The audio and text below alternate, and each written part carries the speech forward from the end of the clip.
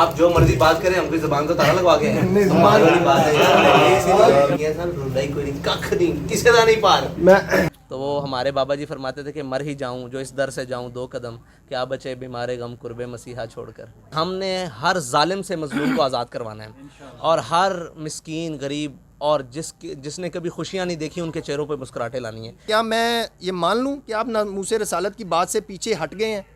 अगर आप ये मान लेते हैं तो मैं 8 महीने क्या करता रहा हूँ, 7 महीने अंदर।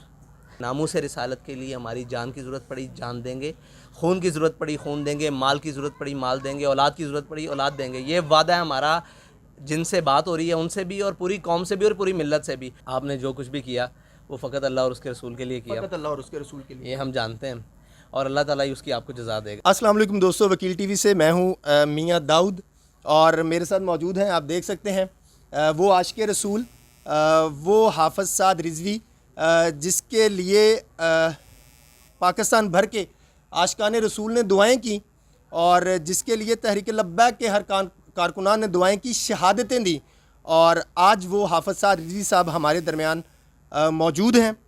और सबसे ज़्यादा मेरे जैसे एक आम वर्कर, एक आम सहाफ़ी के लिए इत्मीनान की बात ये हुई कि हाफ़िज़ साद रिज़वी साहब जब मस्जिद रहमतुल्लाह आलमीन में आज रिहाई के बाद पहुँचे, तो उसके बाद उन्होंने मरकज़ के ऊपर अल्लामा खादम हुसैन रिज़वी साहब के मज़ार के ऊपर हाज़िरी दी, दोस्त अहबाब से मिले और उसके बाद किसी बड़ी सियासी शख्सियत से मुलाकातें करने की बजाय, कोई बड़ी बात करने की बजाय, वो अपने उन कारकुनान को मिलने के लिए पहुँचे जो ज़ख्मी हैं। वो बिल्कुल साथ ही अपने कारकुनान के साथ मुलाकात करने के लिए आए।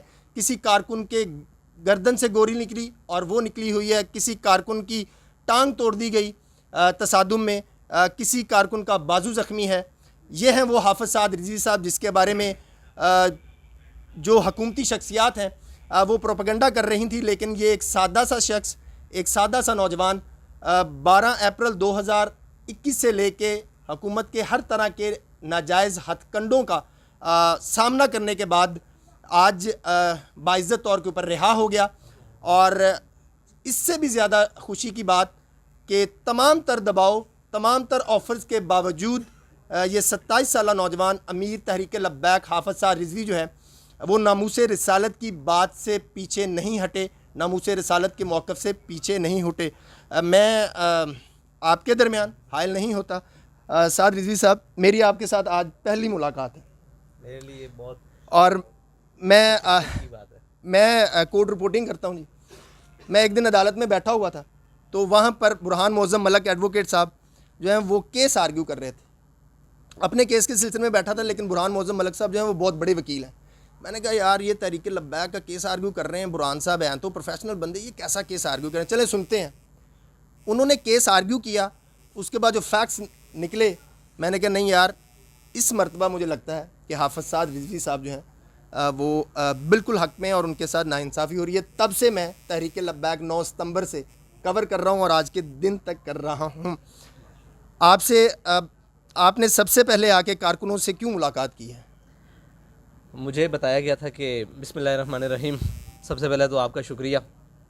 आपने जो कुछ भी किया वो फ़कत अल्लाह और उसके रसूल के लिए किया, फ़कत अल्लाह और उसके रसूल के लिए, ये हम जानते हैं और अल्लाह ताला ही उसकी आपको जज़ा देगा। ठीक है जी।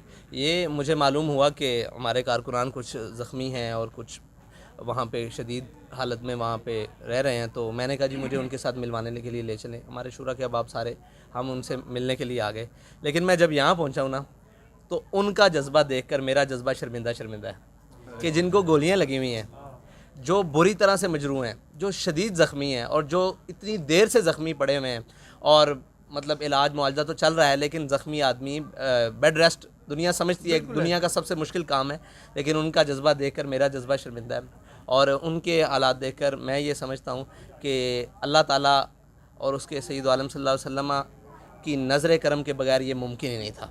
ये उन्हीं की नज़र करम है और उन्हीं का मामला है, तो ये कैसे मुमकिन था कि मैं किसी और से मिलने जाता इनको छोड़कर। तो वो हमारे बाबा जी फरमाते थे कि मर ही जाऊँ जो इस दर से जाऊँ दो कदम, क्या बचे बीमारे गम कुर्बे मसीहा छोड़कर। हाफ़िज़ साहब, इन तहरीक लब्बैक के कारकुनान जो है ये बड़ी मैंने बताया बड़ी देर से इंतज़ार कर रहे थे। आप रिहा हुए हैं, आपने तहरीक लब्बैक को लीड करना है। इन कारकुनान को क्या पैगाम देंगे आगे इलेक्शंस आ रहे हैं, बल्दियाती इलेक्शंस आ रहे हैं, 2023 के इलेक्शंस आ रहे हैं, आप अपने तहरीक लब्बैक के कारकुनान को क्या पैगाम देंगे, और जो पाकिस्तान के बाकी आशिकाने मुस्तफ़ा हैं जो हो सकता है तहरीक लब्बैक से उनका ताल्लुक़ ना हो, उनको क्या पैगाम देंगे? हमारे कारकुनान के लिए तो पैगाम ये है कि हमारी मंजिल ये नहीं थी, ये रास्ते के कांटे हैं जो चमक कर मिशल राह हो गए। ठीक है, ये रास्ते के कांटे थे।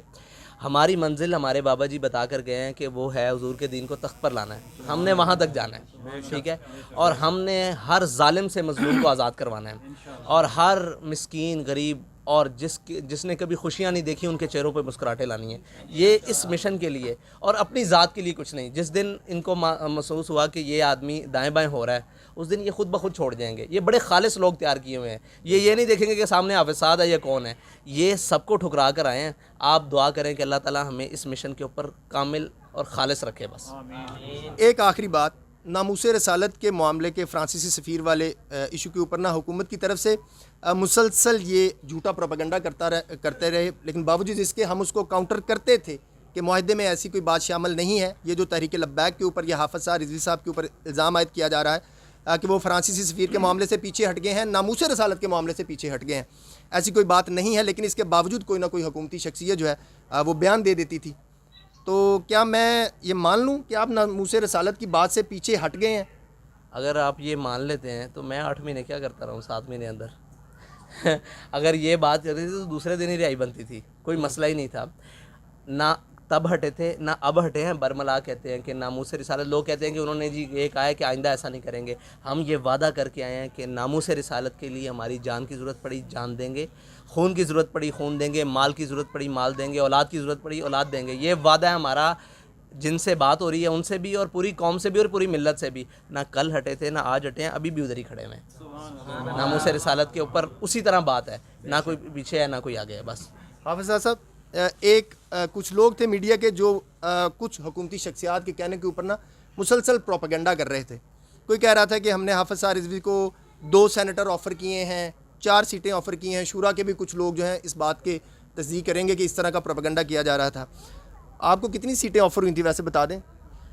कब? ये इस अमन मुआहदे के ऊपर करने के कि आप सेनेटर बन जाए, नामूसे रसालत से पीछे हट जाए। नहीं, इस दफ़ा तो नहीं हुई थी, मैं हकीकत में जो मालूम है। लेकिन पिछली दफ़ा जब सेनेट इलेक्शन थे उस दफ़ा बहुत कुछ ऑफ़र हुआ था।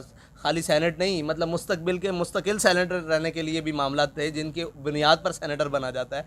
निज़ाम ऐसा है ना, हम निज़ाम के ऊपर तनकीद करने के कायल हैं और निज़ाम को इंशाल्लाह बदलना है। तो वो उसके ऊपर बहुत सारा कुछ हुआ था कि शायद लोगों ने ख्वाब में भी वो चीज़ें सुनी ना हो जो हमारे सामने थी। तो हमने कहा था कि ये हमारे कायद हमारी आंखों में इन चीज़ों की और मिट्टी की वैल्यू बराबर करके गए। हमारे लिए ये चीज़ें, हमारे लिए आज भी जो चीज़ अहम है वो नज़रिया है, और हम उसी के लिए इतनी बड़ी कुर्बानी देकर आए हैं और आइंदा भी देने के लिए तैयार हैं। अच्छा हाफिज़ साहब, आखिरी क्वेश्चन, हम ना जो अहले सुन्नत के लोग हैं, धड़े हैं, वो काफ़ी ज़्यादा तकसीम हैं, तकसीम कह ले कि उनके एक अपनी इख्तिलाफ़ राय है। सोशल मीडिया के ऊपर ना ये बहुत बड़ा क्वेश्चन आपके हवाले से चलता रहा है और अब भी चल रहा है।